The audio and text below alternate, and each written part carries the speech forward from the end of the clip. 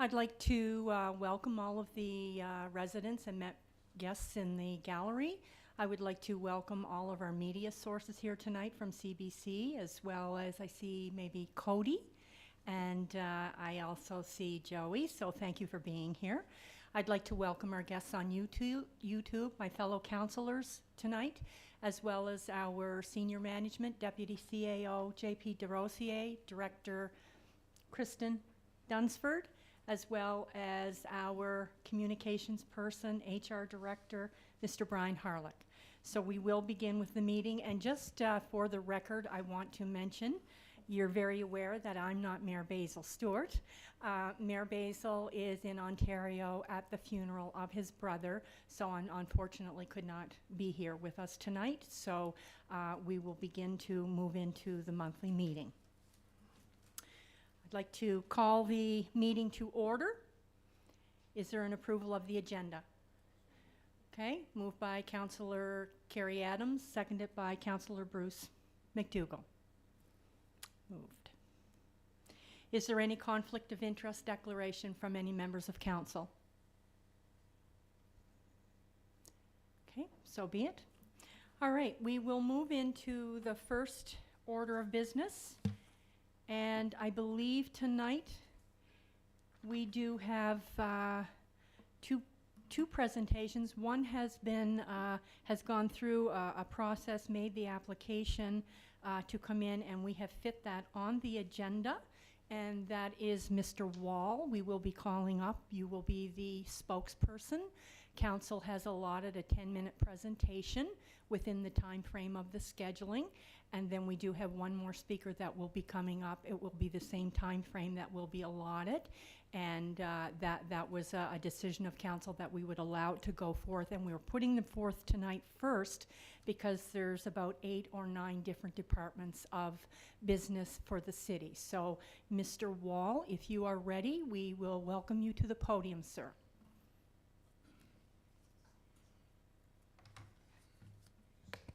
Thank you, City Councillors, for seeing me today. Deputy Mayor. Thank you. If you could just state your name so that we have a record of it in the minutes. Thank you. Robert Wall.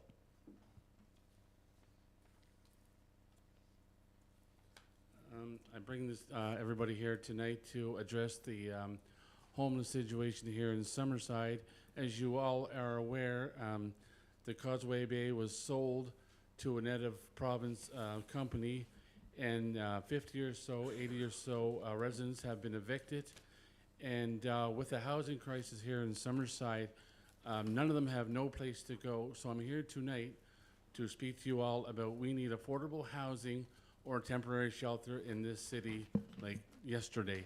So I'm here tonight to plead with all of you that we need something done soon, because if all these people get evicted, where's everybody going to go? Right. And that's I'm here today to plead their case for them. Okay. Is there anything else? Like, I don't know where everybody's going to go or what's going to happen. The eviction was overturned, but we don't know how long it's going to be overturned for or what's going to happen maybe tomorrow down the road, like next week, or what's going to happen. And now I've been canvassing and going on, and there's been people homeless in this town, which there's no need for. We went to Heather Moist Park, and I've seen firsthand people in tents camping because they have nowhere to go. And there's a young man down at Trinity United Church who is homeless. He hasn't had a meal in 3 or 4 days. Nothing, nowhere, nobody can approach him or nothing because he's got nowhere to go. So that needs to be addressed like ASAP. And that's why I'm here tonight to plead with everybody. We need temporary sheltering ASAP.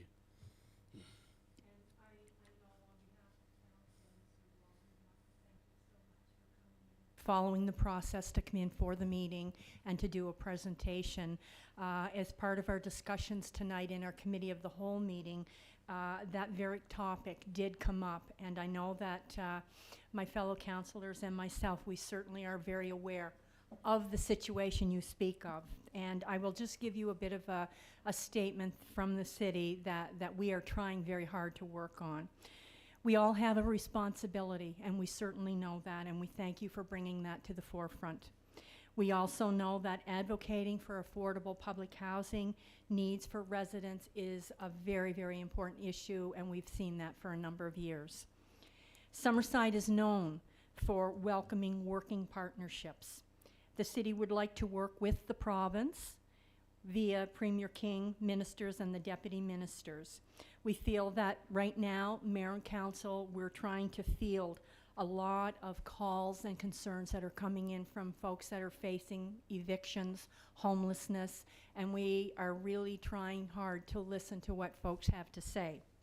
We also want to try very hard right now, and we've talked about it tonight, that public housing, affordable housing is a public, it is a provincial matter with the dollars to work towards that. We know that very clearly. So what we are working hard to do, we're prepared to do, we're going to try and broker a meeting within the next week to 10 days with the firm commitment to really push this issue with people at, they're at a breaking point because of homeless, as you say, being hungry, maybe living in tents, those kinds of things. So we want to broker that meeting with the provincial government. We're looking to meet with Premier Dennis King, the ministers and the deputy ministers, and we are inviting them to Summerside, and we do hope that we will hear from them within the next week to 10 days to get something to make that very important for the people that they are being heard. Okay, one question. Dennis King and all them are coming to Summerside for a meeting. I'd like to be at that meeting and tell them firsthand what I've seen, and maybe let them go out in the field and see for themselves what's going on and see the big picture. Because that fellow in the car right now, he hasn't probably had a meal in 3 days. Is there anything we can do for him, like as a group here tonight, to help him and actually get a hot meal into him?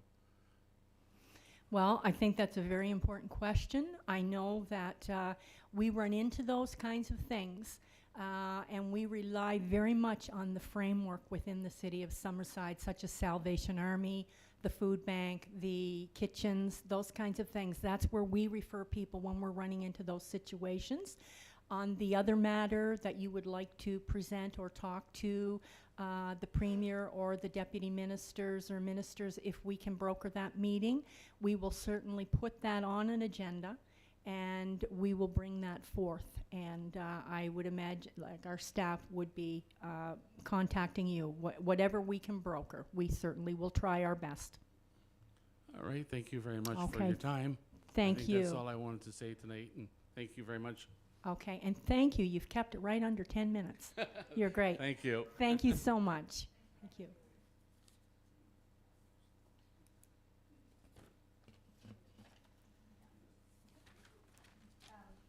Councillor, Deputy Mayor, would it be okay if I just had something to say for a Sure. moment? What I'd like to say to council members, because of the agenda being so packed, if you do have a comment, we've allotted just a very short amount of time, but if you have something to say, please do. Yes, I do have something to say. For the person who is homeless, Robert, thank you for your presentation, and for everyone that's come in to support you, and we certainly support you, and we're going to do everything we can. We just had, like I said, a 2-hour meeting on what we could, possibly do. For that person who's out there, though, Robert, there is a place, they would get him to Charlottetown, they would have him in a location tonight, if he was willing to do that. And sometimes that's the problem. People aren't willing to relocate for a night or two to be in a safe place just till, they can work something out with them. But there is a program out there, and I could probably get you the phone number before you leave if that would help. You say they would have a place for him tonight to go in Yeah, Charlottetown? I know for homeless people, they had hotels in Charlottetown where they would either taxi people down or get them down there one way or another to a location for an evening. I think that is still in place. If it's not, I haven't heard. As far as I'm concerned, there is. Okay, before we leave tonight, I'll get some information and pass it on to him. 'Kay. Because I definitely think he needs help real bad. Okay? Thank you very much. You're welcome. And one other thing that I think is important, I don't have it here with me tonight, but we will make sure that we have some information. There is a helping tree that has a list of all of the contact numbers, all of the different places, if there is housing needs, if there's food needs, food cupboard, those sorts of things, and it has both for Queens, Kings, and Prince County. So if you don't mind tomorrow just checking in with Karen, I'll make sure that she runs off some copies for you to have, and if any of your folks would like to have that, it would be really helpful to have those numbers. Great. Thank you very much for all your help, guys. Appreciate it. Okay, thank you, Robert. Thank you.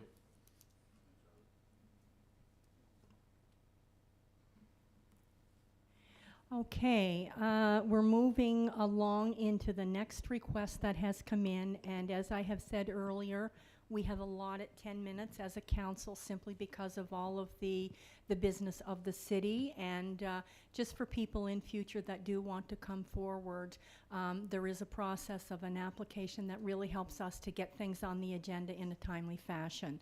And I believe tonight we do have Mr. Trenholm, and we will recognize you as a speaker. If you want to come forth, say your name and address, please. My name is Ken Trenholm, Summerside, 2 Darby Drive. I wasn't aware of the process, but I certainly appreciate council and everybody giving me this opportunity. I'll make it short. I just have 2 documents in terms of expediency. Do I have permission just to pass those around? It'll really make this a lot easier.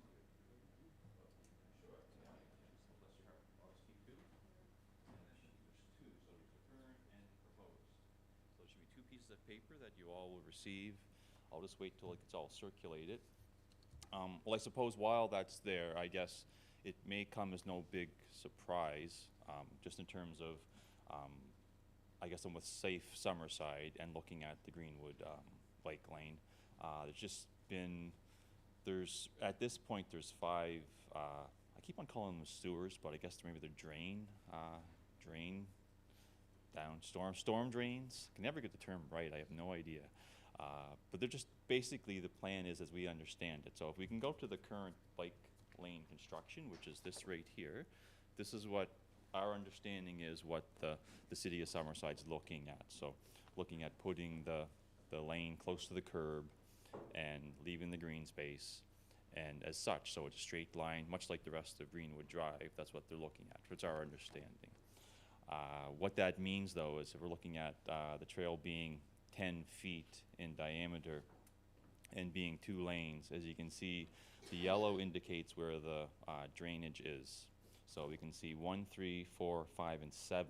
Those are the 5 that are on the trail at present whenever it is built.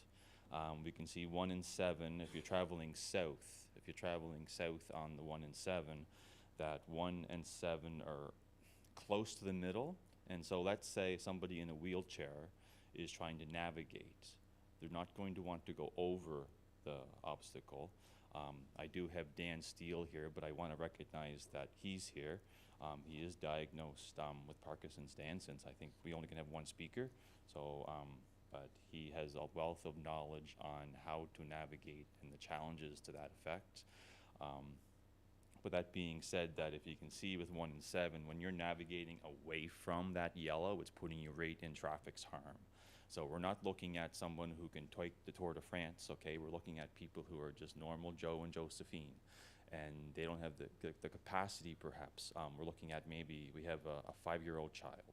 There's limited mobility for many people, and then there's disabilities. The active transportation network plan clearly identifies that's not put those things on the road. Okay, so if you go down the south, we can see it continues. Now coming on the north, I guess that's not even on mine, is it? Oh, there, sorry, that's the north now. Sorry, I see the north.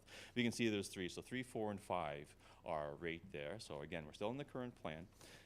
3, 4, and 5. So now, if you're seeing when people want to avoid, they're going to be pushed into the other lane if you're looking at the document. And so instead of going straight, and the challenge is those 3 are within 100 feet of each other. So they're in your visual line of sight. So you're not going to go anywhere close. I've biked for over 50 years. I don't go on those things. And I consider myself a pretty confident cyclist. I don't go on them. right? And I certainly don't bring any kids on them, right? It's a risk. And they're not even touching the mobility issues. That's a clear risk that if any mobility challenges, okay? I'm just going down. There's many different modes of transportation. I think the illustration very well, able to highlight there. So here we go. Now let's move on to proposed. And I'm pretty sure, if anybody here can speak to that, that's not what the city is planning, but I think that's what the city is planning. I'm pretty sure, right? The proposed, this is where it's awesome. You might notice these bags under the eyes and my sore throat.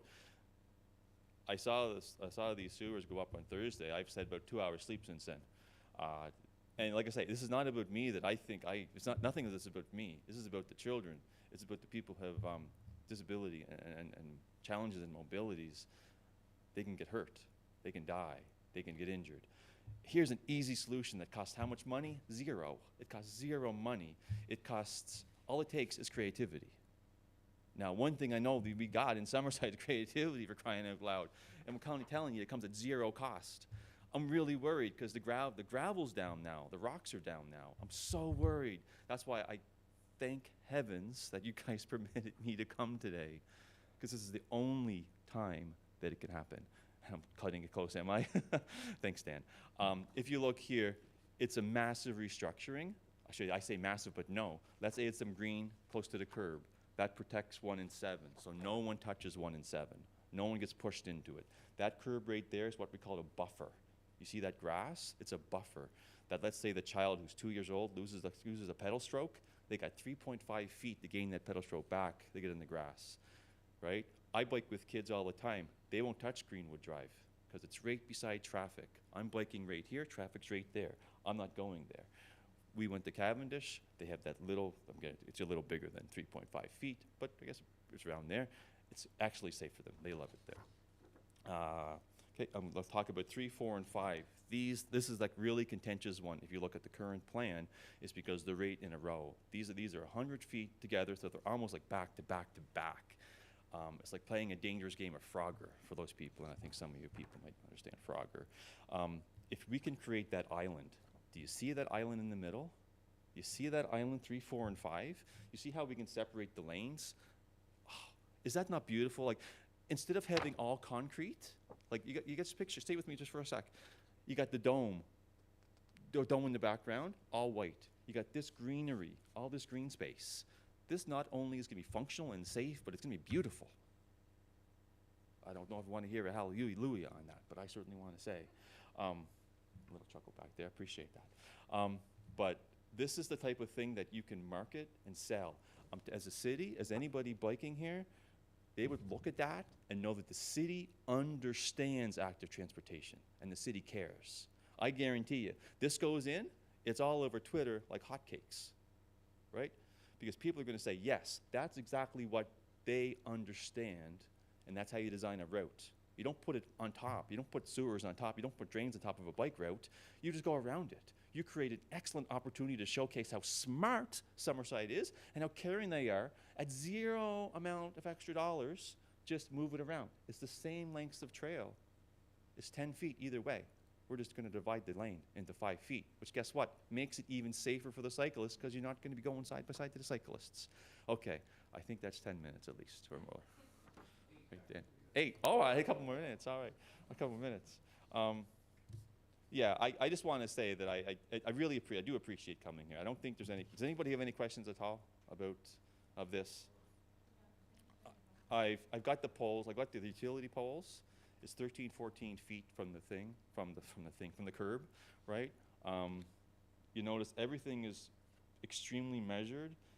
It was measured probably about 6 times because I didn't like the measurement. I went back again and I went back again and went back again. And I'll just end with that. When you have passion and creativity, you can spend the exact same dollars, but make the decision that's going to make sure that it's safe. And that's what, like, we're a small group. We just started, very small group, but we're a very passionate group. Now, we would love to work with the city in developing an active transportation plan. We've done a lot of work already in the background, a lot of work, and looking at how to make it work, right? We want it to be safe. We want it to be functional.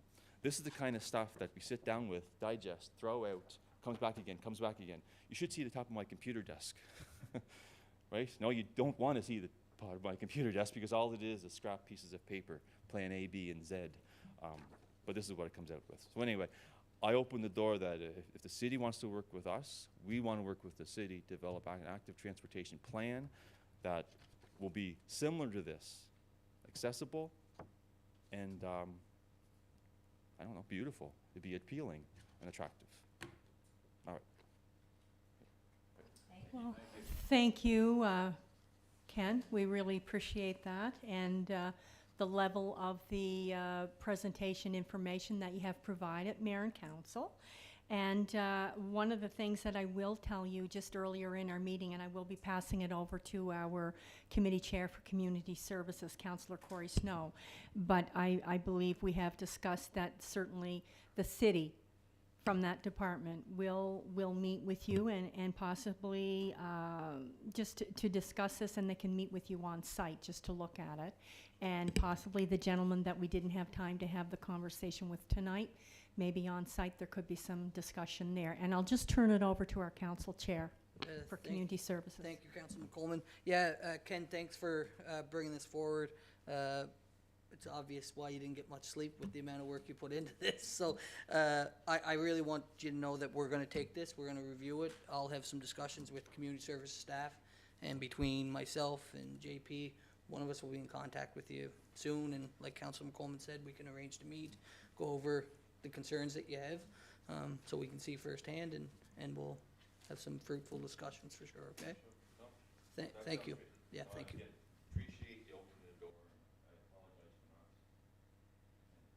It was kind of one of those splitting hair moments that I appreciate.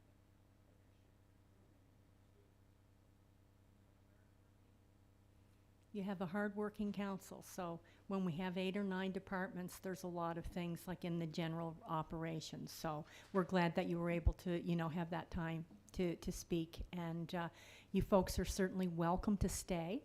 You're more than welcome to stay as we begin the monthly council meeting. Okay.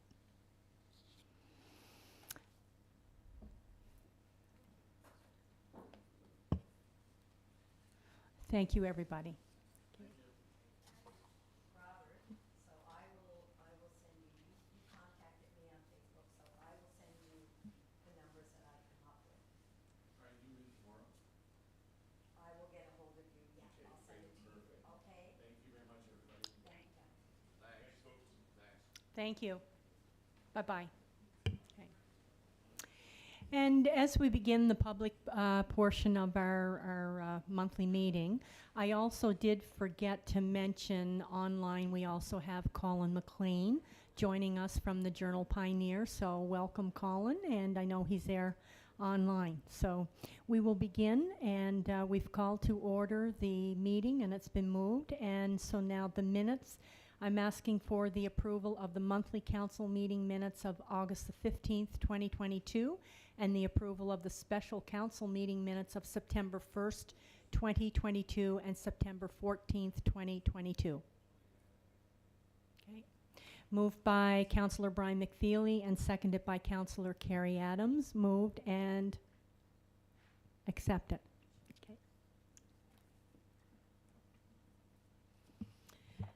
So the first order of business is correspondence, and Mayor Basil is not present with us tonight, so we'll just leave that until he's here back in the fold when he returns. And we will just move into, as we've just finished the presentation by Mr. Wall, we will move into the monthly financial services report, which normally I would be bringing, and I'm asking Vice Chair Councillor Brian McFeely to bring that report forth.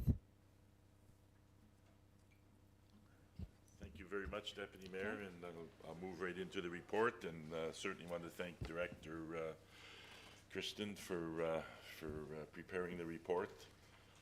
Good evening, folks, and particularly good evening to residents and businesses of the city of Summerside. Our report this evening starts with our update on our utility accounts receivables. The following is being reported as of September 13th, 2022. Total overdue balance is $164,800 compared to $146,500 at August 8, 2022. Approximately 2.2% or 3,600 of the overdue balance is greater than 60 days past due. This compares to 2.8% or $4,100 at August 8, 2022. So that is trending in the right direction. We would like to remind residential customers that we offer a budget billing program which will calculate a fixed monthly installment that is based on your prior 12-month billing.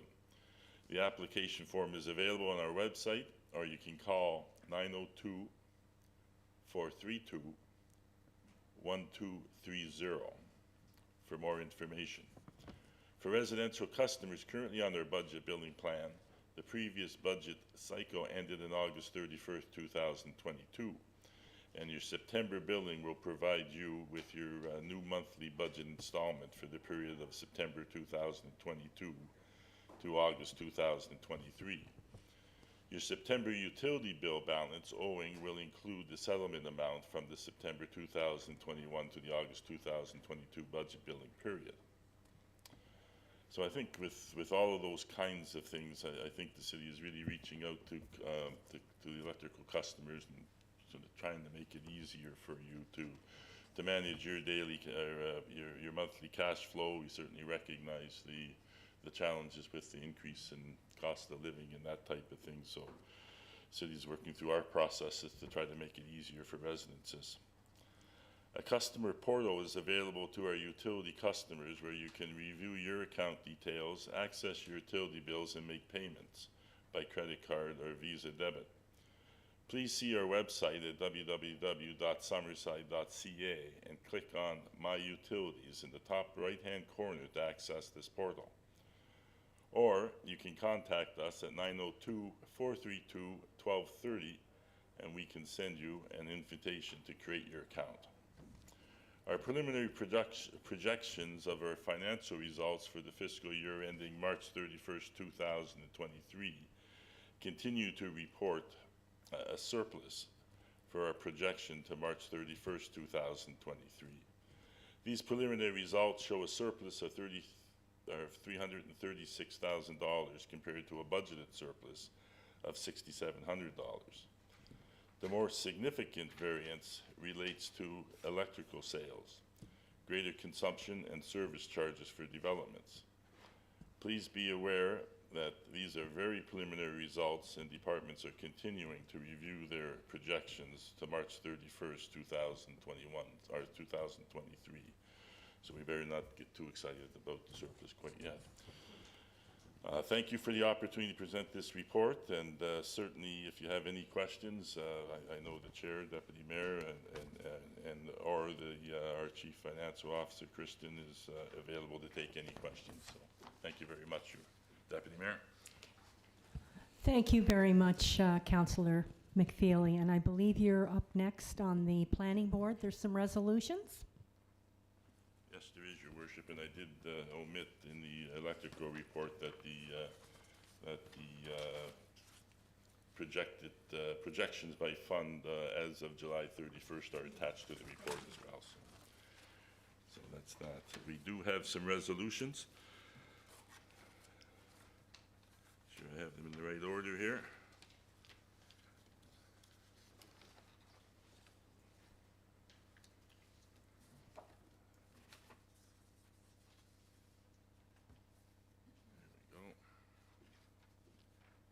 First one is the resolution COS 22-113, moved by myself, Councillor McFeely, seconded by Councillor Barb Ramsey. Whereas an application was received from 102801 PEI Inc., represented by James Prophet, for a discretionary use for PID number 308353 to allow an apartment building up to 3 units at 356 Maple Avenue in the medium density residential R3 zone under the City of Summerside zoning bylaw. Be it resolved that council approve the discretionary use for an apartment building 3 unit at 356 Maple Avenue, PID number 308353 in the medium-density residential R3 zone under the City of Summerside zoning bylaw. And this bears the recommendation of the Planning Board meeting of September 14th, 2022. Thank you, Councillor McFeely. It was moved by Councillor Brian McFeely, seconded by Councillor Barb Ramsey, as the information was brought forth. All those in favor? Aye. Unanimous. Thank you. Do you have some more? Deputy Mayor. A couple more here, 3 more to be exact. Moved by myself, Councillor McFeely, seconded by Councillor Kerry Adams. Whereas an application was received from Doug Crosman for discretionary use for PID number 1139757 to allow a townhouse up to 4 units at 641 Wilmot Lane in the medium-density residential R3 zone under the City of Summerside zoning bylaw. And whereas the applicant has requested the city to cost share a portion of the extension of existing street approximately 10 meters to serve this development. Be it resolved that council approve a discretionary use for a townhouse 4 units at 641 Wilmot Lane, PID number 1139757 in the medium-density R3 zone under the City of Summerside zoning bylaw, and council approve the city's cost share for approximately 10 meters of street extension based on the contractor's cost, costing up to $8,400, and this bears the recommendation of the Planning Board meeting September 14th, 2022.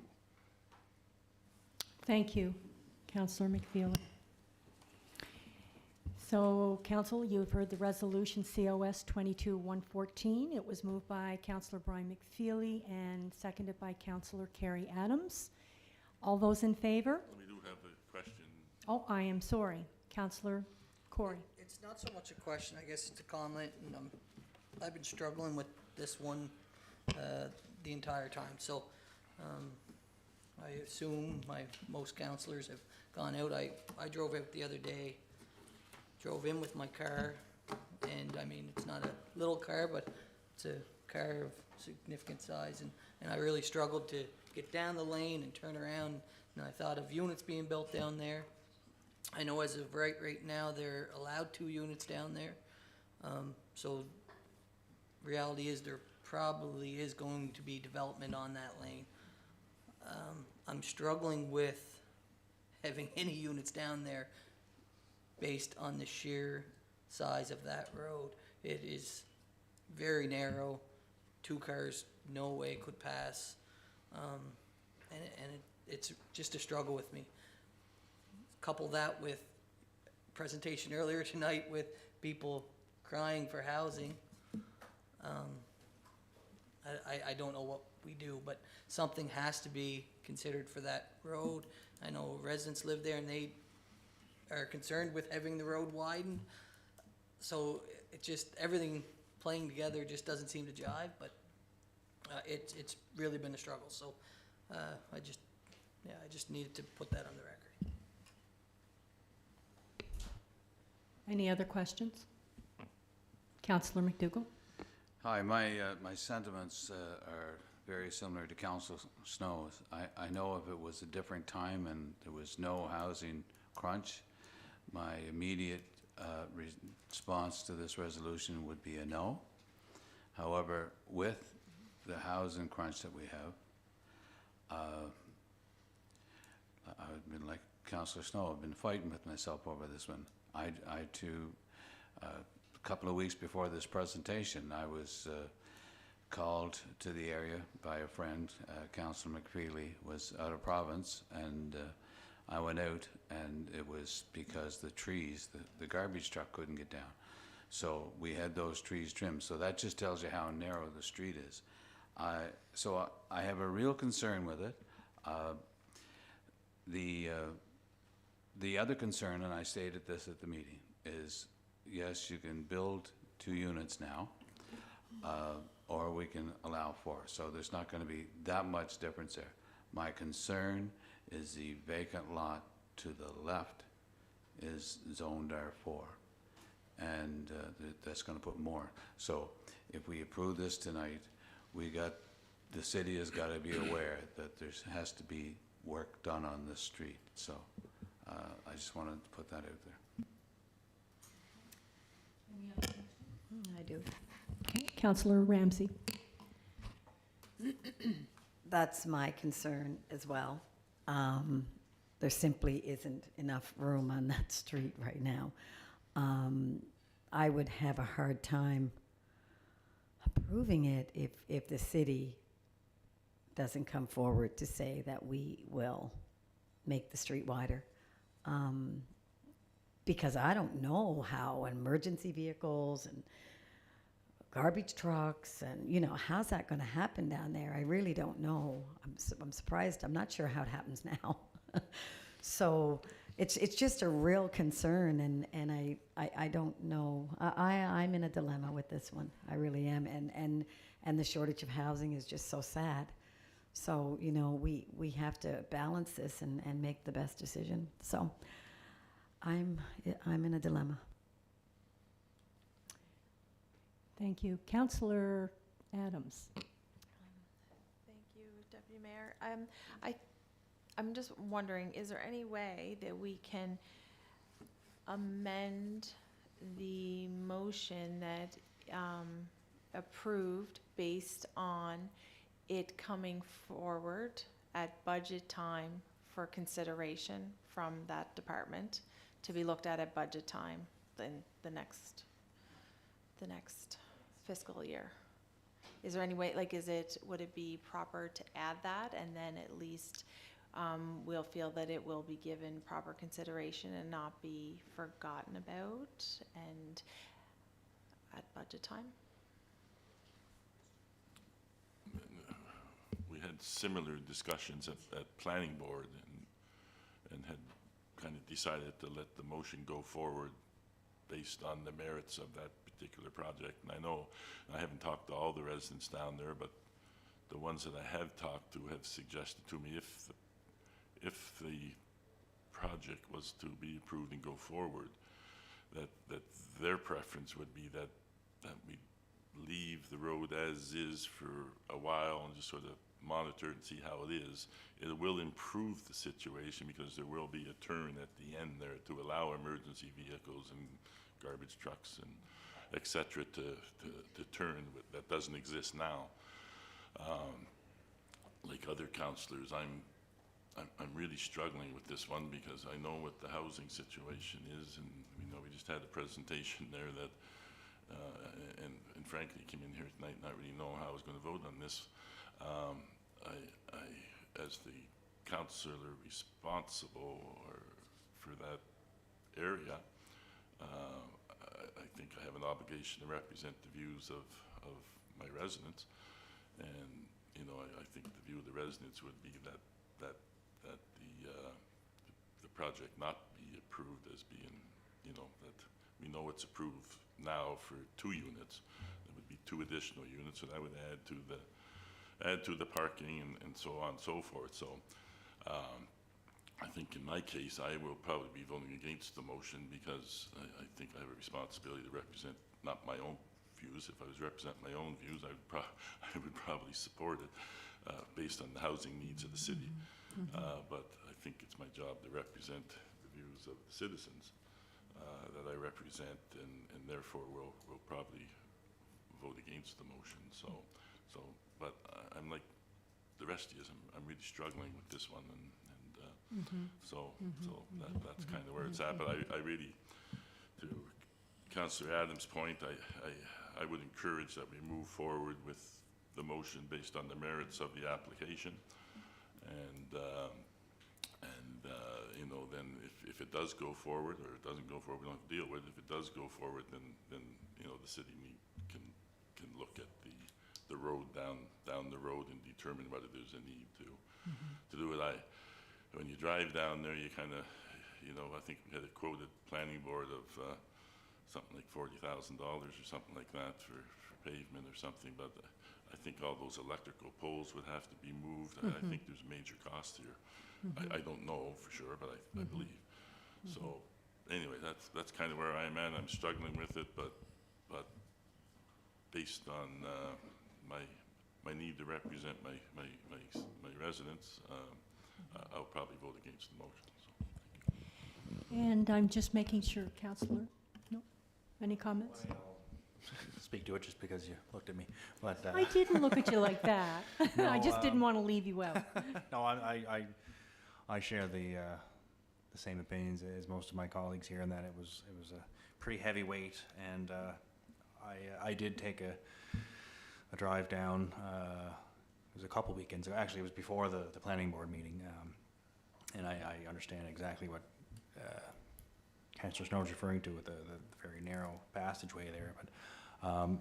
And of course, the housing situation. I think everybody that spoke before me kind of nailed it. It was occasionally we're hit with this sort of decision that we got to make, and this is one of the ones that it's not easy based on all the facts and opinions that we have. So, yeah, it was a difficult one for me as well. But and I do like the idea of sort of putting a bookmark in it. Yes.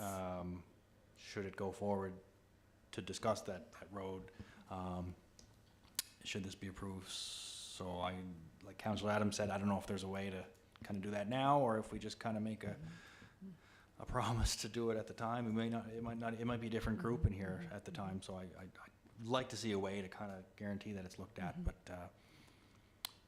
yeah, Okay. that's where I'm at. If I may, just add comments. Councillor Bryan, you're the chair.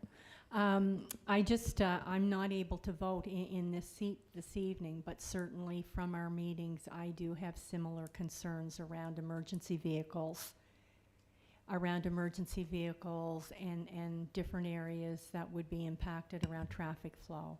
And can I vote tonight? See, I didn't think so, Barb. No. Barb was looking at me, so I did.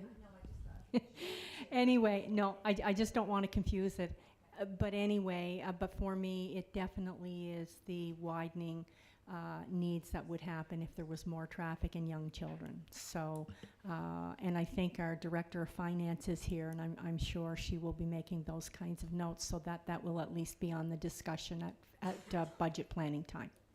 Okay, Councillor Bryan, back. No, I think I will support it. Reason being is my experience of 8 years with our department with Mr. McDonald running it. I know when we interviewed him here about the application stuff, they were quite concerned, and it sounded like that they would certainly be aware of the problems that are there. And like I say, they're working on our street right now, and you can certainly trust them for doing the right thing. Thank you. Thank you, Councillor Campbell. Okay. Call the vote. All right, we've all heard the discussion, and we've heard the information, and we've certainly heard the comments and questions. So, council members, are you in favor of the resolution?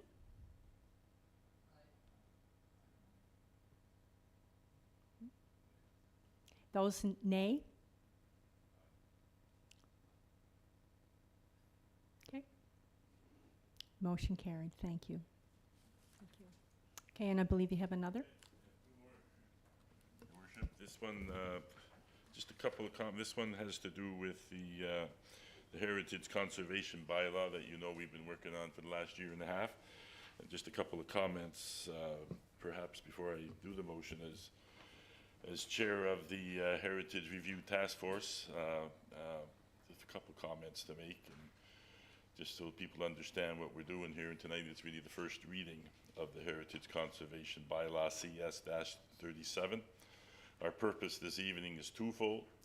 Firstly, it will start the formal legislative process to read and approve as read a first-time Heritage Conservation Bylaw CS-37 for the City of Summerside. Secondly, a council public meeting is scheduled for Tuesday, October 4th at 6 p.m. in the council chambers to receive public comment on the final draft heritage documents, including the Heritage Conservation Plan 2022 and Bylaw CS-37 and the Heritage Criteria and Programs document. We look forward to entertaining public comment at that time. On the October 17th monthly council meeting, we will adopt the Heritage Conservation Plan 2022 for second reading, or consider it for second reading, and approval and adoption of the Heritage Conservation Bylaw and adoption of the Heritage Criteria and Program document. It is intended this will conclude the work of a 5-person council-appointed Heritage Review Task Force. So really on behalf of His Worship, Mayor Stewart and all of council, I just wanted to acknowledge and sort of pass our appreciation on for all the work of the task force. I know that there's been well over 15 meetings in the past year and a half. The task force members included Natalie Hashi, Carl Delaney, Kate Cormier, and Peter Holman, and they were a great group to work with. And I think the documents that have been produced you know, have went to public meetings and have got feedback at public meetings, and I think we responded to a good piece of that feedback at those public meetings. So I think the documents being tabled tonight are a good reflection of what the community needs and wants around heritage protection. So, and at the end of the day, there will be a joint council citizen heritage board that will oversee these documents as we move forward. So again, just to remind people that the public meeting is scheduled for Tuesday, October 4th at 6 p.m. here in the council chambers. So with that, the motion resolution COS 22-115, moved by myself, Councillor McFeely, seconded by Councillor Kerry Adams. Whereas the Council of the City of Summerside is desirous of reading and approving a Heritage Conservation Bylaw CS-37, a bylaw to regulate Summerside's heritage conservation resources under the authority of the Municipal Government Act and Heritage Places Protection Act.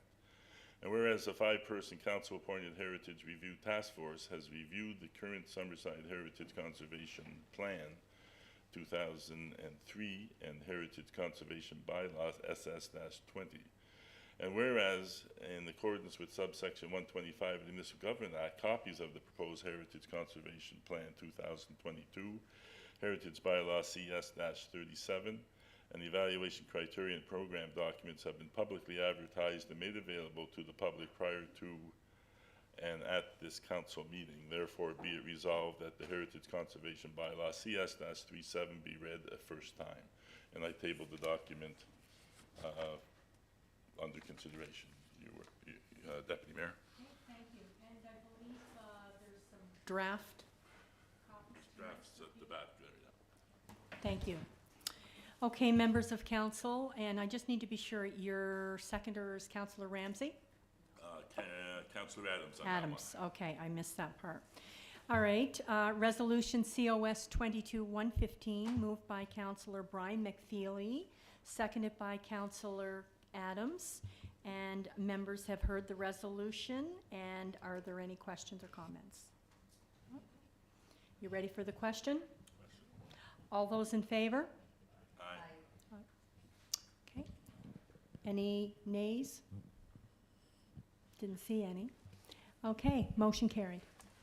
And the final resolution, Deputy Mayor, is COS 22-116, moved by myself, Councillor McFeely, seconded by Councillor Barb Ramsey.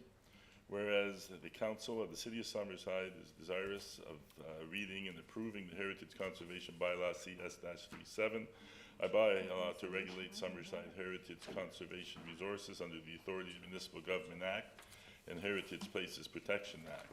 And whereas the Heritage Conservation Bylaw CS-37 was read for a first time at this council meeting, therefore be it resolved that the Heritage Conservation CS-37 first reading be approved.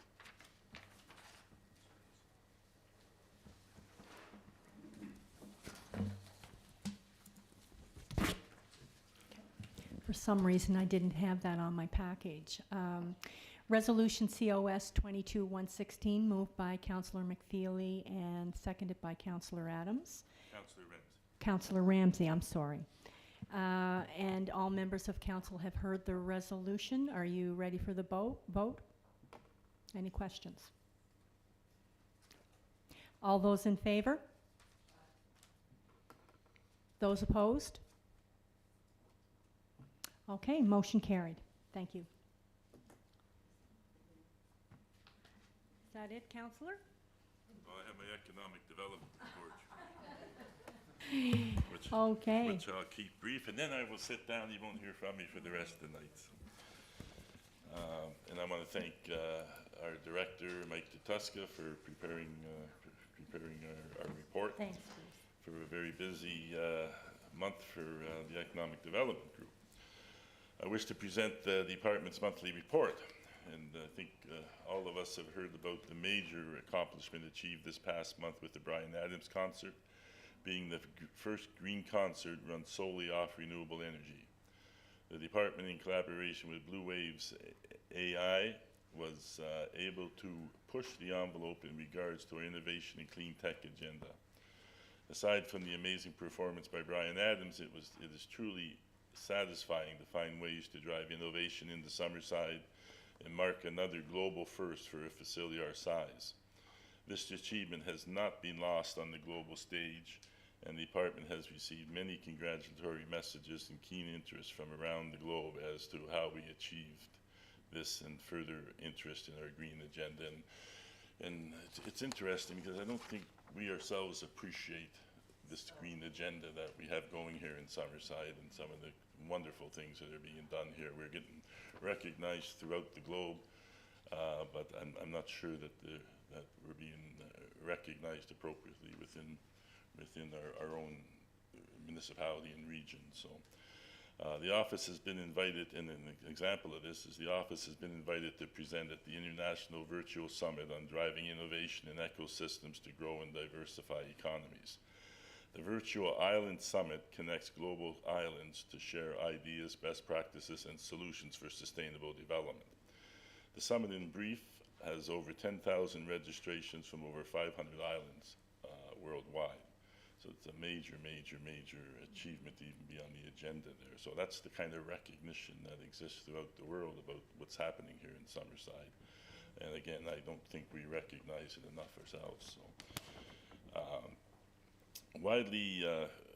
and the summit basically widely covers the UN Sustainable Development Goals and other topics pertinent to island communities. And many, many country leaders from islands around the world, like St. Lucia and Fiji and St. Vincent and Grenadines and many others, have delivered keynote addresses to the summit in previous editions.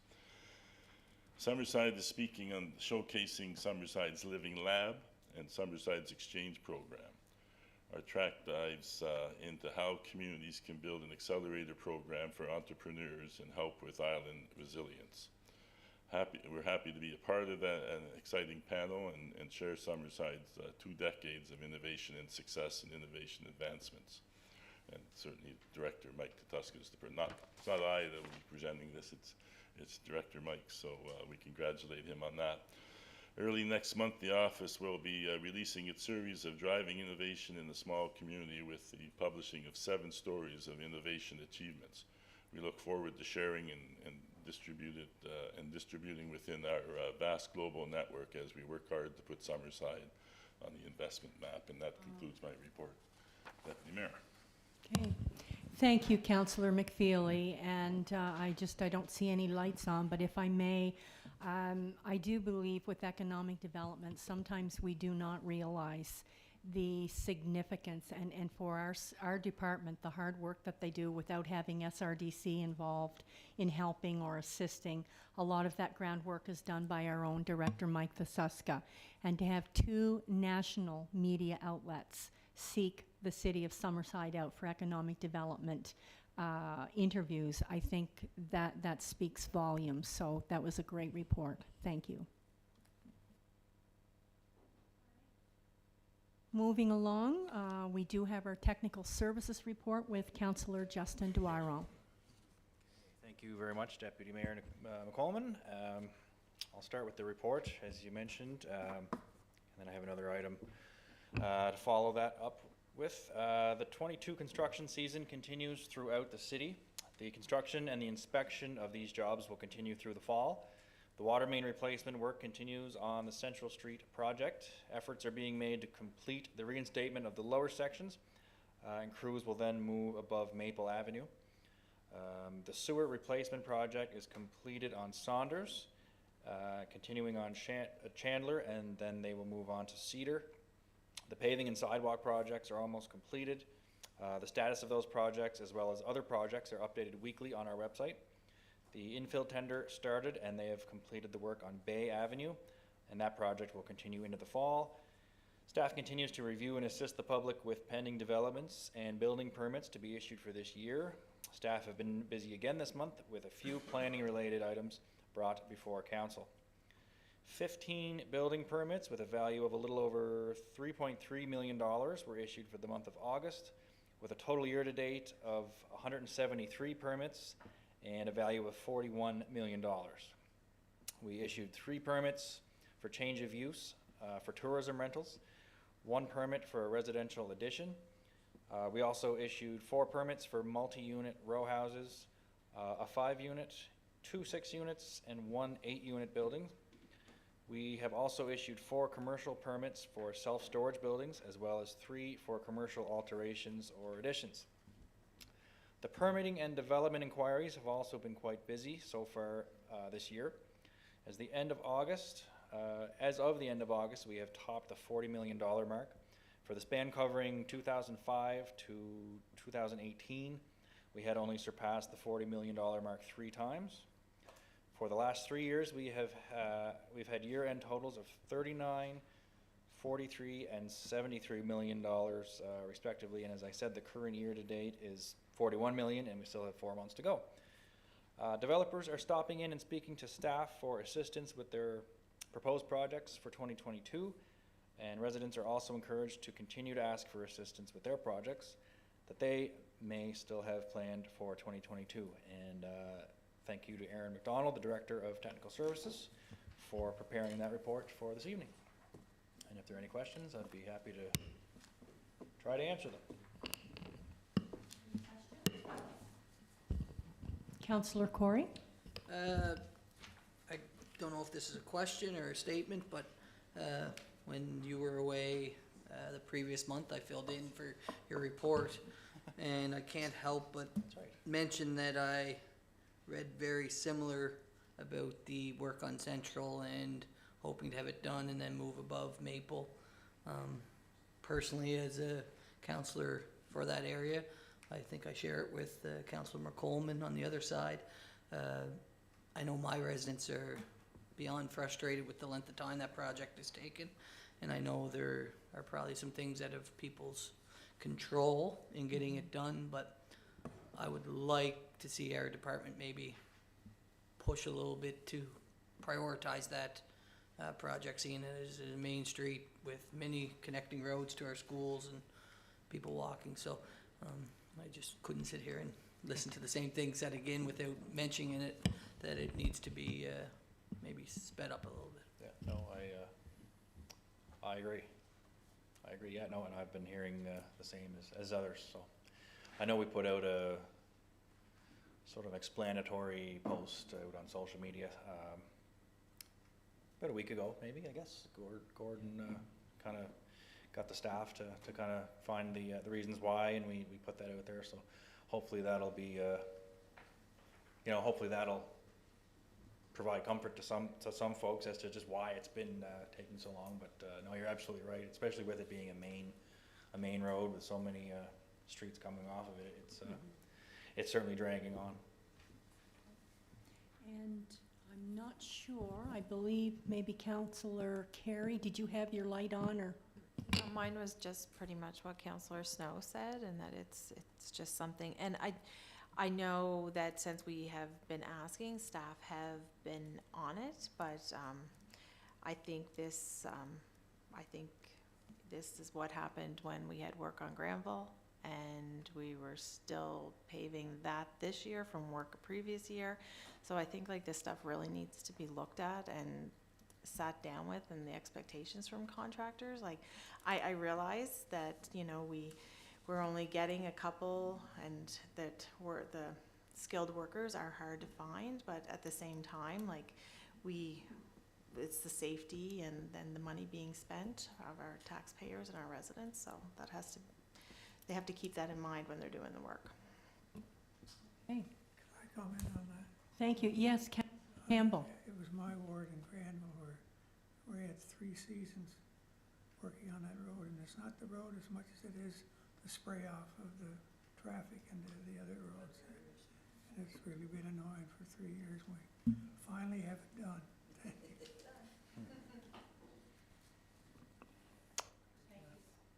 Thank you, Councillor Campbell. And that concludes your report, Councillor Yes, Justin? it does, Deputy Okay. Mayor. It does. Thank you. Yeah, I have one other item I'd Yes, just like to certainly. bring to the Go ahead. attention of residents. I know some of us over the last almost 4 years, I guess we've held a couple of, if maybe all of us have at one point just held an open house type of a drop-in type event in our wards. Bruce and I had one back in 2019 together, and we had planned to do another one 2020. We know what happened in 2020. We were going to do one in the fall, and schedules just didn't line up. So I just wanted to let everybody know that we managed to squeeze one more in before the end of the term. Bruce and I, again, together. And then it's going to be on Saturday, October the 15th from 2 to 5. So we'd like to extend the invitation to certainly the residents of Ward 1 and Ward 2, but any resident of the city is more than welcome to drop by, and so nobody will be turned away. So, no, and it's also important to mention that this isn't it's not a campaign event or anything like that. It's, we've wanted to hold these for a couple times now, and just the only time they could squeeze one in here is coming up in October. So we're not gonna be there asking for votes or anything like that, and certainly a council meeting tonight is no place to be advertising as such. So just a final opportunity to get some feedback and or questions or comments that we're still able to sort out before the end of the term. So that'll be Saturday, October 15th from 2 to 5. It's going to be at the St. Eleanor's Community Center. You don't have to be there for the whole time, of course. It's just come on by any time between those hours. Stay for 3 minutes, stay for 30. Doesn't matter. Just drop in and we'll just be there to chat, answer questions, and get some feedback over what it's been like over the last few years. So Okay. that's it. Just wanted to let everybody know that that's happening. I think this is the So- last opportunity that I'm able to do that because it's before the next monthly meeting, so that's why I Okay. just put it out there. So I take it that both yourself and Councillor Bruce are going to be doing some home baking for us to try? Bruce might, No? I'll do some home eating. Okay, thank you. Thank you for that. I'll bring a coffee pot for sure. Thank you. Yeah. Next report, Municipal Services, Councillor Bruce McDougall. Thank you, Deputy Mayor McColeman. Just wanted to welcome Andy over here. He's been around town for most of the summer, and met him on a couple of occasions, and he has a blog that he does, and it's about good things and bad things and everything else. So no, no, it's great. So welcome, Andy. I have a report here that was done up by our director, Greg Goody, and the usual major maintenance was done at the plant this month. The manhole location is, they're being painted for easier location during the winter, cleaning. Traffic painting is basically complete in the area, except for some of the construction areas. Driveway culvert repairs are primarily done. I believe there's 4 left. Street sweeping continues. Street sweeper's working fine. Joe is still smiling. New shoulder millings were placed on Starlet Street to assist in turning the large vehicles in that section. A 4-way stop was installed on Highland and Norman Drive, and a 3-way stop with flashers on West Drive on Curran and West Drive. And speed signs on West Drive were replaced with 40-kilometer signs from the 50. And that has certainly slowed the traffic down. That has certainly done its job out there. New crosswalk was installed at McGee and South Drive. Curb was marked at JMK Fish to area to assist with the traveling public to identify curbing. New fire hall site location sign has been installed on Ryan Street. New water main on Central Street is in the process of being tested for use. And the fire hydrant painting has begun this month. And sewer water operations are working with Kern and Briggs for the new water and sewer laterals along Walker Avenue. We had 32 water samples taken, all clear of bacteria, 15 chlorination samples, all clear. We had 9 new water services turned on this month. We had some catch basin repairs, sewer calls, and 3 video inspections. Basically, that's my report for the municipal services. If there's any questions? Any questions, council members? Councillor Carey. I just had 2 quick things. Did you want to update the public on the guide wire being moved at the dog park? Oh, Because yes. we were all sort of getting Right. questions on that. Yeah, we were getting questions on the placement of the guide wire that was in the dog park. However, Director Gregg spoke with the firm that's doing the work, and it is being relocated. Right. And there was a couple of other areas where the firm that was doing it just assumed that everything was all right, but those have been identified and they're being changed. So Great. if there's anything like that, please bring it forward to us and we'll pass it on. Thank you. Okay. Thank you. The only other one I had was you had mentioned the work, the millings that were put on Starling, Yeah. and just so that it's in the minutes, that turn is of concern because when they're moving the mobile homes back there, the truck needs so much room with the trailer. So what's happening is it's there's the grass section on each side, but it has to take such a wide turn. So they said they were putting the millings down for now, and just so residents know, I asked Director Gregg to keep that in mind for his budget next year for maybe a more permanent fix to that, because it seems to be the one area where when they're taking the homes back, that they seem to have like it's tighter there. So Perfect. Okay. Thank you. And Councillor Duaro. Yeah, thank you, Deputy Mayor. Councillor Bruce, I know you just getting back, you mentioned traffic painting. Yes. Sounds like vandalism. I had a couple of people ask about crosswalk lines. Is that included in there? Like, I've spoken to someone like as recently as a week ago and just mentioning a couple locations that needed crosswalk lines painted, but maybe it's been done. They were doing some refreshing on those now, whether they've been done or not. But if you have any that has not been completed, I think the one specifically that I think it was actually 2 people and it was the same location. I think it was just north of Pope across south. Okay. I think if there's one there. Yes, Yeah, there is at because there's one Derby, just at down from Charlotte. Yeah, they mentioned that one was, couldn't see it, but Okay. I just said I'd mention it tonight. I'll look at that. I had, there's some, the flags are missing out of that intersection too, so I asked them to replace those. Great. Thank you, Councillor McDougall. I do have one resolution. Oh, I am sorry. Go ahead. I just sorry. have Oh, I'm had a sorry. comment, Go and Councillor Ron's, I thought he was gonna mention it, but I received some calls, actually quite a few in the last couple of weeks, asking when the painting was gonna be completed in the Granville Walker area. So that's, if we recall, that's the area where we added a few lanes and there's a twist in there, Yeah. and you can almost not notice the lanes anymore. My understanding is we use the province's paint truck to do that work, but it's probably well past due to get it done, seeing as we went through a busy tourist season with people not knowing where the lanes were, so. Granville Walker? Yeah. Okay. It's the intersection at McDonald's, Ultramar. Yes. Yeah, that area.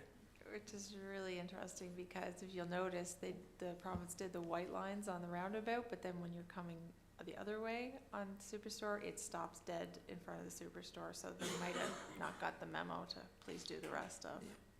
I think it's something that really needs to be looked at.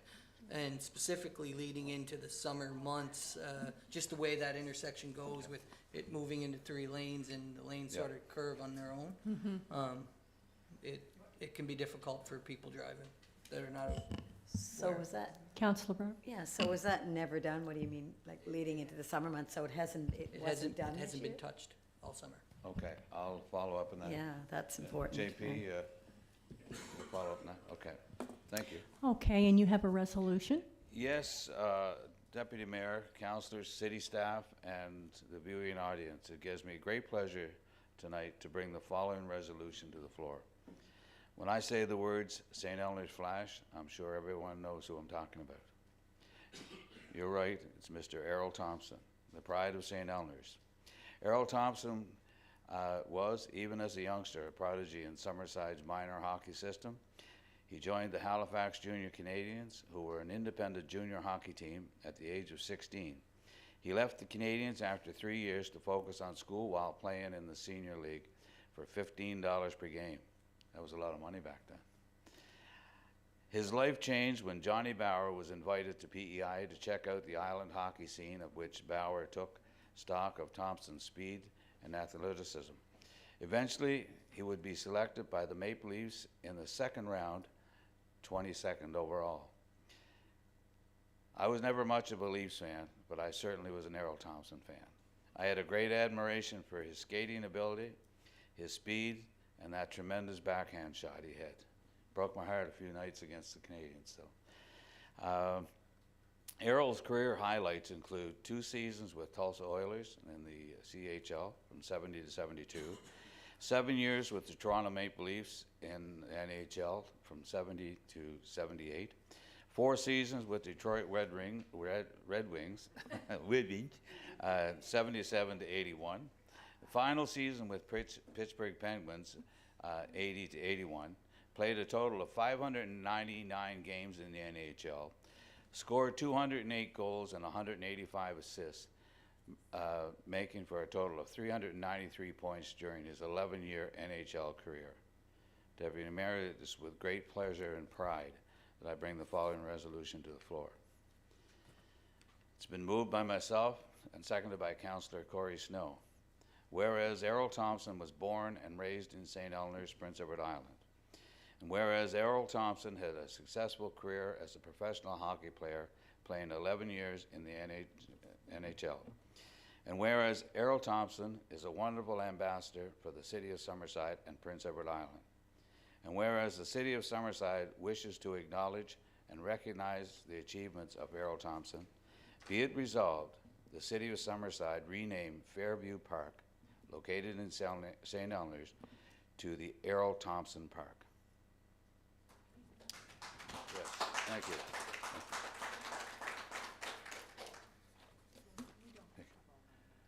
Yeah, we vote on that. Okay, members. Okay, members of council. You heard the resolution read by Councillor McDougall and seconded by Councillor Snow. I'm just wondering if there's any comments before we vote on the resolution. Just a quick comment, Deputy Mayor. I think it's important that I tell this story. So I went and spoke with Errol about the possibility of something like this happening. And Errol is a very humble person. And I know recently we recognized another hockey icon from our city in Gerard, Turkland. And I sat on Errol's back deck with him and we chatted for a while, and he hemmed and hawed about, because he is humble, but at the end of it he said, you know what, if we were to recognize him, he wanted to make sure that we were also recognizing Gerard Turkland, because he thought so much of Gerard. And that speaks to the type of person he is, and yeah, so I just thought it was important that I pass that along. So. Are there any other comments? No?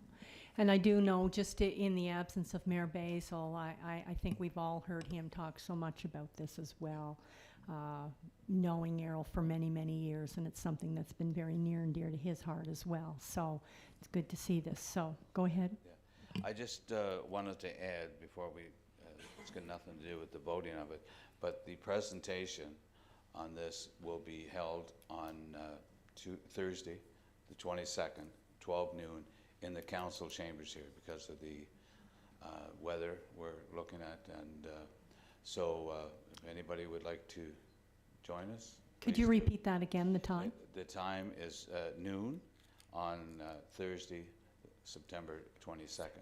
Okay. And yeah, so we're looking forward to that Thank you. presentation. Thank you. So members of council, you heard the comments and you've heard the resolution. Are you prepared for the vote? All those in favor of the resolution for the park being named in Errol Thompson's name? All those in favor? Aye. No, not supposed to vote. Any opposed? Okay, motion carried. Thank you very Congratulations to Mr. much, Thompson. Thompson. Thank you. Okay, I was rushing because I knew you were going to talk. I was trying to beat you. Anyway, our electric department committee report is next, and being the vice chair with Councillor Campbell as chair, I was supposed to read it tonight, but being in this chair, I can't. So Councillor Bruce McDougall, excuse me, is going to be bringing that report. Thank you, Deputy Mayor. You were half right. My mother was McDonald. I have the electric report here, and it was prepared by Director Greg Goody.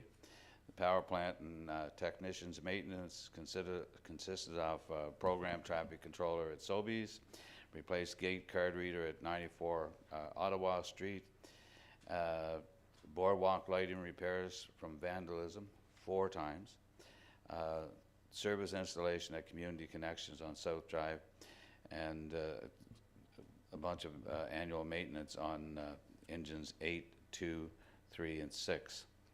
And we replaced batteries in the fire alarms, the plant fire alarm systems. Outage to circuits on August 13th to relocate circuits for the new substation expansion project. The steel aluminum structures are installed and the substation on Harbour Street. Customer demand work is steady, showing no signs of waning for the electrical upgrades, solar systems, and new services. Line crews completed Valley Street primary conductor and secondary upgrade. Line crews completed secondary wiring upgrade on Gardner Street. And a notice to customers that planning for a citywide outage is occurring for October 16th, 2022, so Maritime Electric can upgrade the transmission line that feeds the city for increased loading. And again, that's on October 16th. There'll be further information come out on that.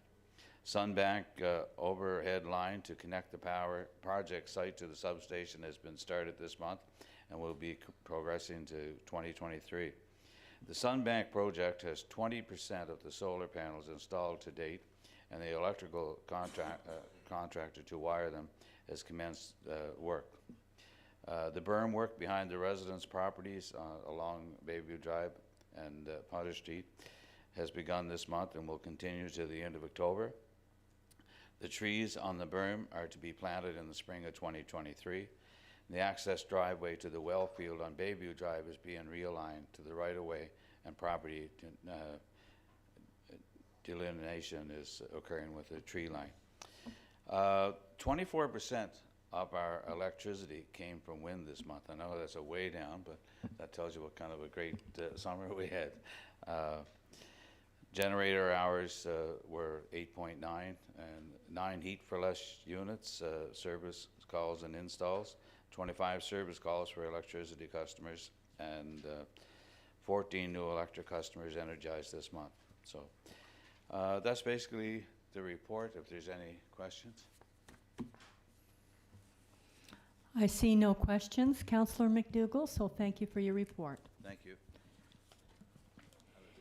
All right, we're at Summerside Police Services, Councillor Barb Ramsey. Good evening, everyone. Thank you, Deputy Mayor McColeman. I'm going to do a police report first. It was prepared by Chief Poirier.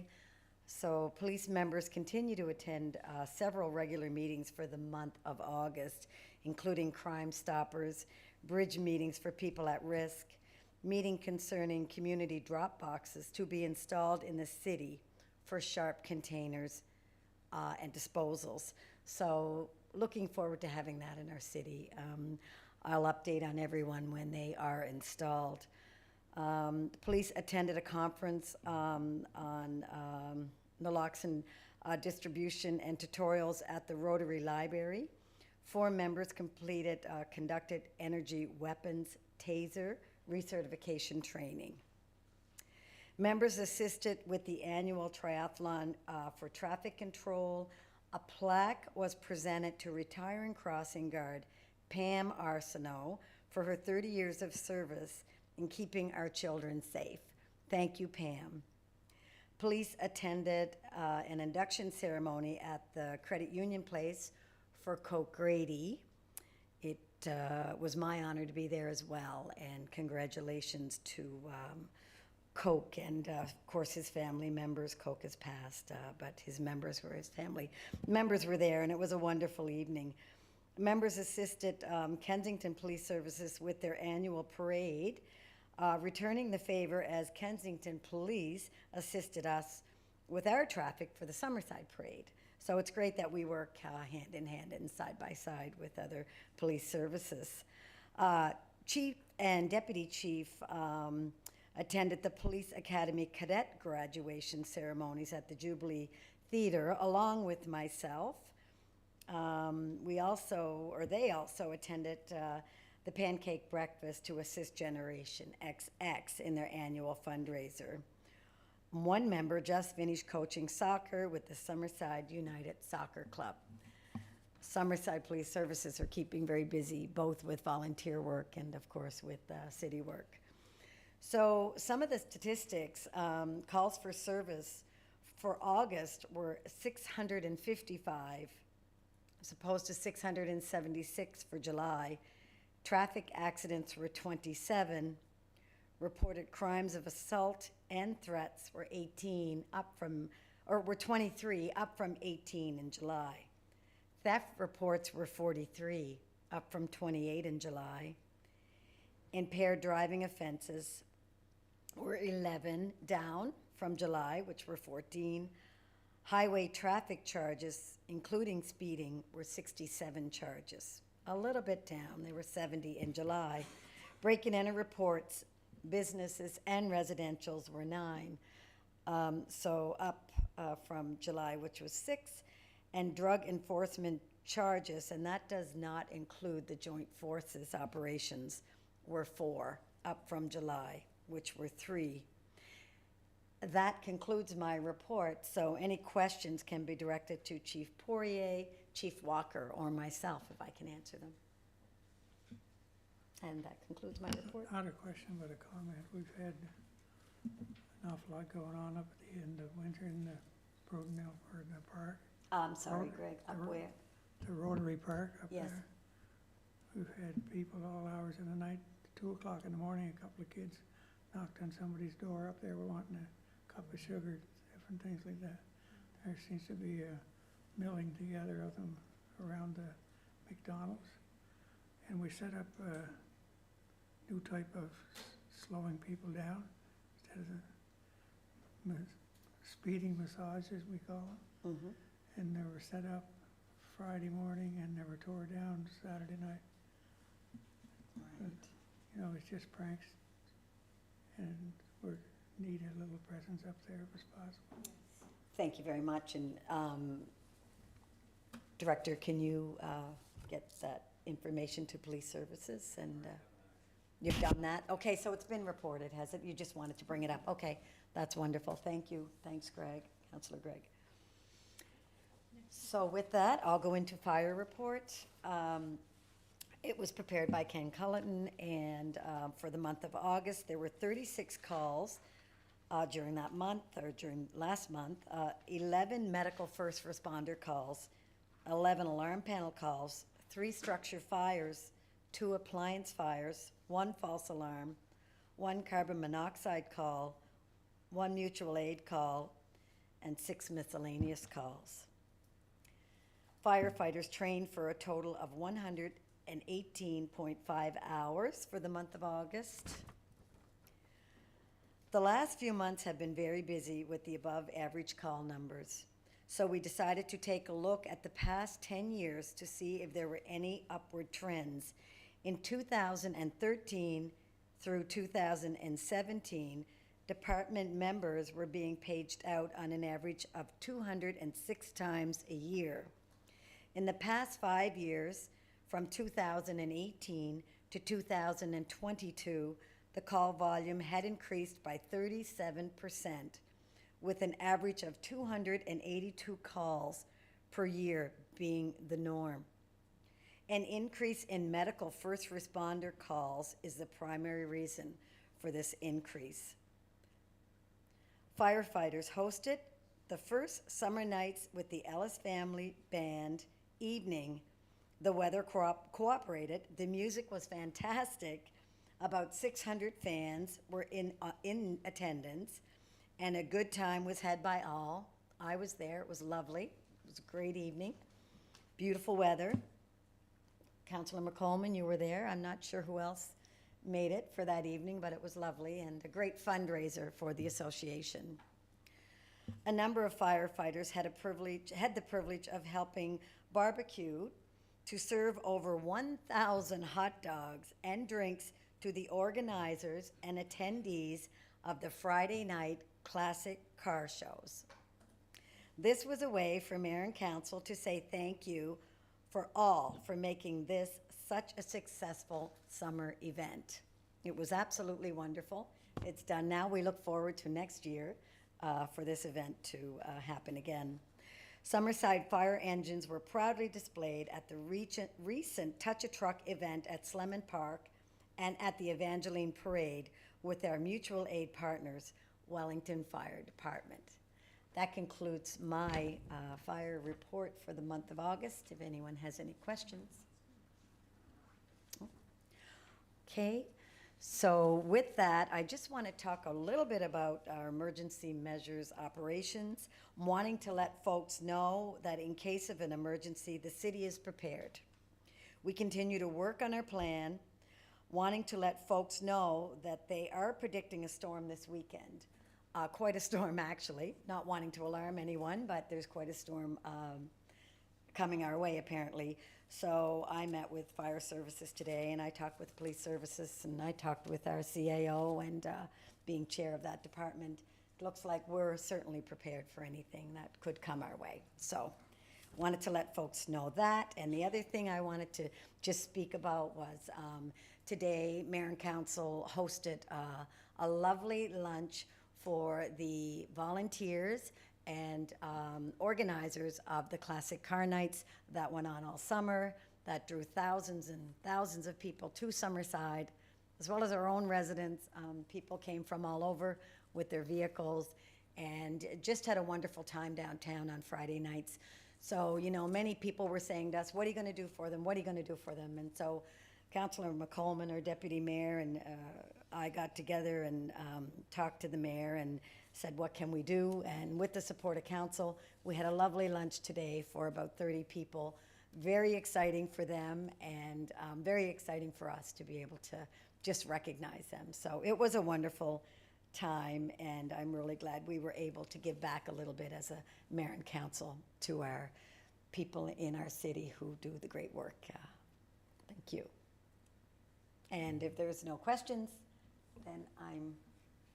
Okay, thank you, Councillor Ramsey. Just one point on that today on the comments that were made. I know we picked up on the economic development, and I want to thank our fellow councillors that were able to make it, those that couldn't because of work. But one of the things that came out was Rose Dennis from downtown Summerside was there around the tourism piece and economic development, and her comment was that they could notice that starting on Wednesdays when people were coming, their questions were asking, is Classic Car Nights on? And of course it was, weather permitting.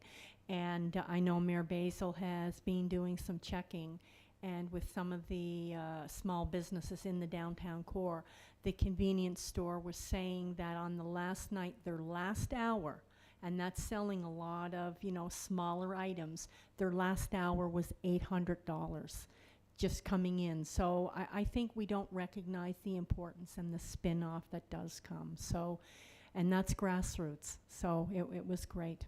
Thank you. Okay. We are almost there. We have Community Services Report by Councillor Corey Snow. Thank you, Deputy Mayor. I'd like to start by thanking JP DeRozier, Director of Community Services, for compiled report. The month of August was filled with events starting with Can Aqua's two-day endurance races taking place on the Summerside waterfront. Day 1 was the open water race, followed by the swim run race on day 2. This was the second year for Can Aqua in Summerside, and it's shown growth from year 1 as registrations were up from both on-island and off-island participants. The same weekend at Credit Union Place, they hosted The Fold in the Island Petroleum Energy Center. The Fold is a car show that showcases a variety of vehicles, including exotic and vintage cars. The event saw over 400 cars on display, with all the proceeds going to the PCH Foundation. The newly named Gerard Turkland Arena was unveiled at Credit Union Place in August, leading up to the 2022-2023 minor hockey season. The Gerard Turkland Arena is a place where kids in our community get their start in hockey. It's where they learn to skate. It's where friendships and lifelong memories are formed. Now, and many years to come, kids will look up at a one-of-a-kind role model and truly dream big. The Gerard Turkland Arena was then quickly put into use 3 weeks later, for the next 3 weeks, with Tenacity Hockey and Hockey PEI's high performance program. The Canadian Lung Association hosted the Electric Vehicle Showcase at Credit Union Place, in which allowed the public to check out the electric car industry and test drive a variety of types and models. The Powerlifting Association of Prince Edward Island hosted their 3.0 event, which was a qualifier for the 2022 Eastern Canadian Powerlifting Championships taking place later this year in Moncton, New Brunswick. Next year, the Eastern Canadian Powerlifting Championships will take place right here in Summerside at Credit Union Place, followed by the National Powerlifting Championships in 2024. That same weekend, Tennis PEI hosted their PEI Open at Credit Union Place that saw over 25 island players compete in various skill levels. The Active Living team continued their offering of summer camps throughout August and also featured 2 stops on their Summer Fun Tour, which visits different parks and neighborhoods throughout the city. These offerings continue to see great success, and yet another offering for community and residents of Summerside. 2 other areas of Summerside remained busy and served as perfect spots to beat the August heat, with the splash pad at Leisure Park and Green Shores Beach.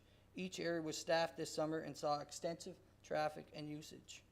The City of Summerside welcomed participants from across Canada for the U16 Baseball Girls Nationals at Queen Elizabeth Park. The Baseball Canada, the largest national tournament of the year, with 11 teams participating.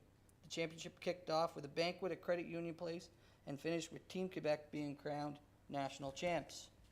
Triathlon PEI also hosted their Tri-Lobster Triathlon in partnership with Sport Entertainment Tourism Summerside the same weekend as Baseball Nationals. The event returned as a world qualifier this year and attracted many islanders and mainlanders to Summerside waterfront for the 6th annual triathlon.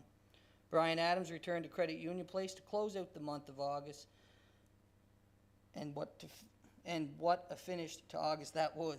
Summerside was the first stop on Brian Adams' So Happy It Hurts tour, Canada-wide tour, and kicked off with a bang in front of nearly sold-out crowd. I was one of the people there singing and dancing. It was a great show. I enjoy every time Brian comes to Summerside. So, birthday parties continue to be high in demand, with 14 throughout the month of June, while the meeting rooms and convention center continue to see steady traffic with 32 bookings and looking towards a busy fall ahead. That is my community service report. I also, just to note, I do have a letter from a resident that was submitted that I will read in later during our bylaw and policy review. Are there any questions for Councillor Snow? I don't have a question. I just have a comment on that Brian Adams concert. John Paul and Councillor Snow, excuse me. It was a wonderful event. everybody talks about what great concerts we have here in Summerside every single time. And I just wanted to let you guys know, and we appreciate the great work that you do. And to think that was done with green energy is just another whole other level of greatness. So thank you very much. Thank you, Councillor Ramsey. All right, that concludes the Community Services Report, and now we will turn over to, I believe, it is HR and Legal Affairs and Culture. Councillor Carey. Thank you, Deputy Councillor Mayor. Adams, sorry. It's all right. Human Resource Legal Affairs, there's sort of a short one this month. Mark Robichaud was recently hired as a GIS foreman, so welcome to Mark. Continued staff training for WMIS and First Aid, and 111 staff and family members took part in Family Day on August 14th at the Shining Waters Family Fun Park. So the weather wasn't all that cooperative, but everybody made the most of it. So, and if there's no questions, I'll just continue right on to the culture portion. Okay. The following report captures some highlights of Culture Summerside from mid-August to mid-September. This time period was very busy with tourists visiting the culture sites and taking museum tours. There is one remaining student from the summer period who is helping cover the demand for the tour experiences on Saturdays. Our other summer guides have completed their term work and have returned to school. Grant writing is underway for next year's programs and festivals. The Summerside Interpretive Center has been busy since its opening in late June, and project completion reporting to funding partners is almost complete. And the Summerside Interpretive Center, that would be the Armory. The 22nd Historic Ghost Walk is scheduled for October 20th from 6:30 to 8. And this is always a great success. People love this one. The program takes visitors on a guided tour of historic Summerside to hear the true stories of Halloween and the darker side of island history. Tickets must be pre-purchased to confirm your tour time, and tickets are $10. Children under 6 are free and must be paid for when it's booked. The rug hooking exhibit Life, Trees, and Me was presented at the Lafergie Cultural Center by the Lady Slipper Rug Hooking Guild. The show highlighted how each rug hooker explored the theme, the Tree of Life, in their work. The exhibit ran until the end of August. A small grant was received from the Community Museums Association to help facilitate additional work on our museum collections. Culture Summerside is embarking on a collection of reorg project. It addresses storage and the intellectual order of objects. This ensures we provide efficient access and best utilize our storage potential. This reorg method is a step-by-step approach that focuses on the creative and safe use of existing resources. This method was initially developed by the International Center for the Study of the Preservation and Restoration of Cultural Properties and UNESCO, and it has been revised in partnership with the Canadian Conservation Institute. This method has been successfully used in 27 countries. And that is all I have, and I don't have a bylaw policy review report this evening, but in place of that, Councillor Snow has something to read into the record. Okay. Are there any questions for Councillor Carey? Or oh, yes, you have a comment. Okay. If I may, I have a very one short point. And it doesn't necessarily tie in with the report you gave, but it's also other activities that take place in the community. And Councillor Justin Dwyeron is the chair of the ward that I'm talking about. But on Sunday, Mayor Basil and a number of us councillors did attend the grand reopening or the grand opening of Compton's Farm Market. And just beautiful, just the food, the products, everything from farm to home or farm to table, and the family. It just goes back generations, and just to see the emotion and just all of the work that went into it. So we want to congratulate them, and just on behalf of council, just great job.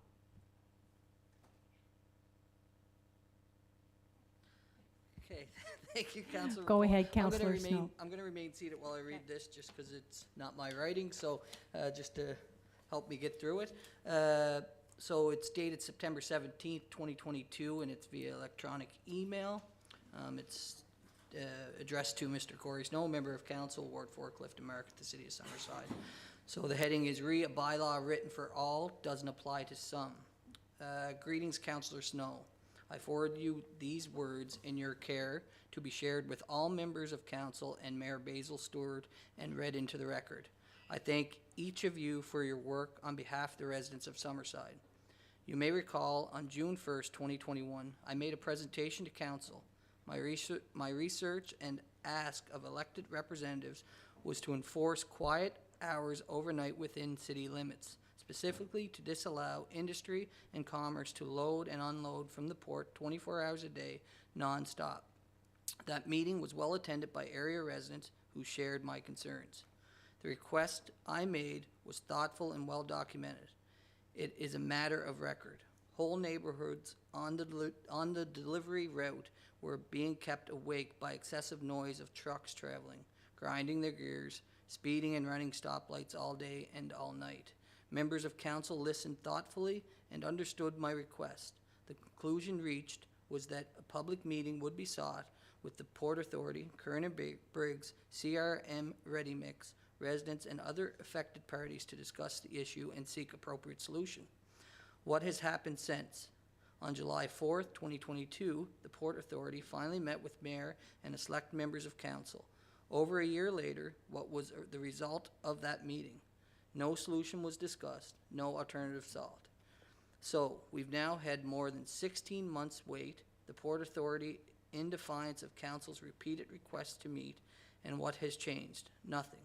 Continual overnight delivery from the port to Kern and Briggs or CMR Ready Mix Limited persists. By way of follow-up, then I remind Council that you have not limited overnight commerce in keeping with the existing City of Summerside Noise and Nuisance Bylaw CS-37, last modified on August 20th, 2018. You have not enforced your stated quiet period in the bylaw of 9 p.m. to 7 a.m. You have failed to resolve the situation satisfactorily for taxpayers who have elected you to represent them. This is not a Port Authority issue, though. It's a noise bylaw offense. It does not matter who is making the noise or why it's happening. In contravention of the policy you wrote and adopted and now must enforce, businesses are breaking the noise and nuisance bylaw willfully and knowingly, without consequence, penalty, or fines, and to detriment of everyone who must endure the continuous noise, even though as taxpayers we're also entitled to the quiet enjoyment of our premises and equal representation. Let me ask you this. If someone was conducting construction project in the middle of Mayor Stewart's neighborhood from 11 p.m. to 5 a.m. in order to maximize staffing, would it be allowed? No. It would be shut down in a heartbeat. Or, if, say, the downtown Summerside restaurant promoted a pub night on the pier selling beer for $3 a pint nightly from 2 to 6 a.m. in order to increase tourist traffic and downtown visibility, would it be permitted?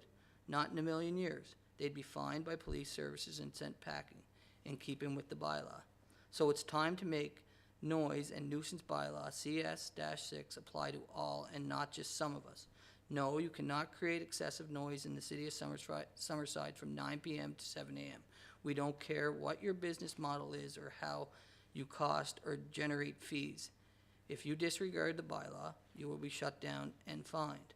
When the Port Authority decides to go all day and night pushing delivery 24 hours a day because they want to cater to shippers, receivers, moving loads through the neighborhoods of sleeping residents, or according to the tides for the Kern and Briggs or CRM Ready Mix benefit, why does this not apply to the shipment of fertilizer, for example, being moved by the very same company to McCain Fertilizers in Kincora? Because McCain's won't accept delivery overnight. One business will wait until the morning to conduct their work. A side note with respect to construction projects, for example, they've been told they cannot begin before 7 a.m. Yet it's a big deal to insist for the same overnight quiet in the neighborhood for aggregate delivery. We've been told it's a working port. We've been told they have to unload continuously to avoid paying for extra docking time in port, which, by the way, is laughable because oftentimes the barges sit for 2 to 3 days after emptying. We've been told it's because of the timing of the tides. Well, it seems to me the same tides applied to McCain's as it for CRM, Ready Mix, and Curran and Briggs. The difference, one receiver company is respectful to the community and institutes a blackout period in keeping with the stated bylaw. The other defies it, wantonly and without penalty. I want to ask council to move that effective immediately, all overnight commerce and excessive noise trucking, unloading, receiving, shipping, or port activity adhere to the hours of operation as stated in bylaw CS-6. Failing to do so will result in enforcement and fines. Previously, I trusted your collective promise to act on behalf of sleep-deprived residents. You looked me in the face. Many of you turned commiserating, commenting in agreement that you've been getting calls and emails, and it is time something must be done. I trusted you, and you did nothing. You wrote the bylaw. Now I remind you to ensure everyone follows the law put in place. Respectfully, Kathleen Terry, 8 Queen Street, Summerside, PEI. So I received this via email.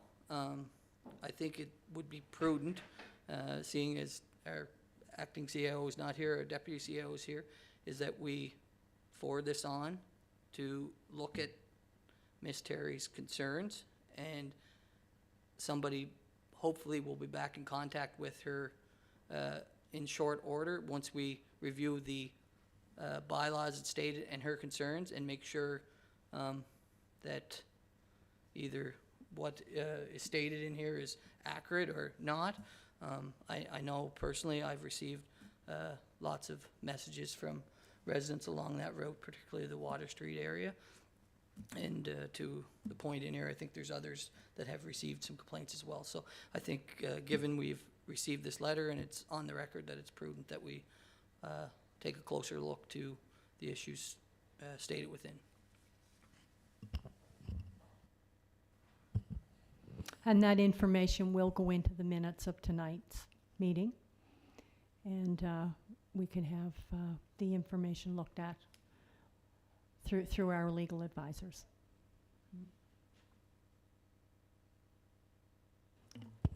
Sorry, just looking for, so what is the actionable item then for staff? For staff to take the letter, read through the letter, make sure we understand the bylaw complaint that they're referring to, and then circle back with Miss Terry. She's the one that has issued this letter.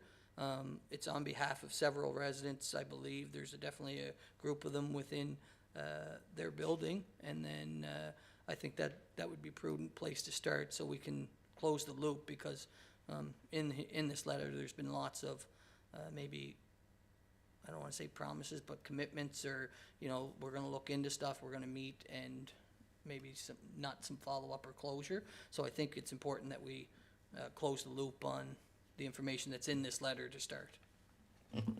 Okay, thank you. Members of council, I believe that does conclude our monthly meeting with all of the package of information. And so I will adjourn tonight's meeting and thank everybody for being here. Oh, thank you. I don't do this all the time, so we do need a mover and a seconder. Moved by Councillor Durand. Sure, but I also have a... Oh, you have something to say. Just, I know it was mentioned earlier on, and just want to send out condolences, obviously, to our mayor. To our mayor. He's, the reason he's not here, he's mourning the loss of his brother, so just wanted to send thoughts out to him, and I'm sure he'll be back sitting in that seat as if nothing ever happened, because that's just the way he operates, but just everybody's thinking about him here, so. Yes, I believe he will be back tomorrow. Very full slate of meetings and schedules, so. And we need a seconder. Seconded by Councillor McFeely. Okay, that concludes the meeting. Thank you, everybody, and have a good rest.